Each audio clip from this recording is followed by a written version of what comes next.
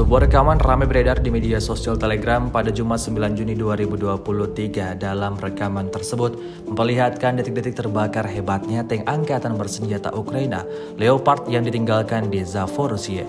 Diketahui sebelumnya musuh mencoba melemparkan peralatan untuk pembantaian di front yang dibentengi dengan sangat baik oleh tentara kontrak Rusia yang setia.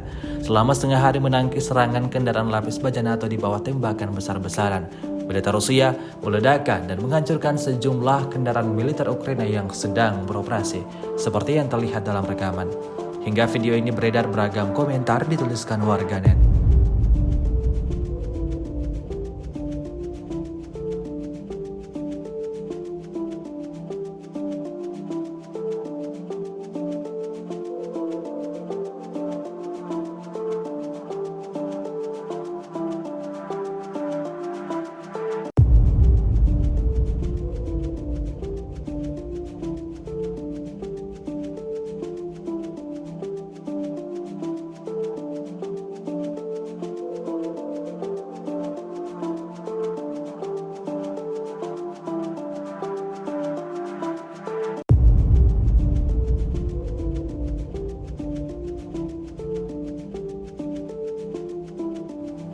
Rusia melaporkan secara total 438 pesawat Ukraina, 238 helikopter, 4.527 kendaraan udara tak berawak, 424 sistem rudal anti pesawat dieliminir sejak awal operasi khusus.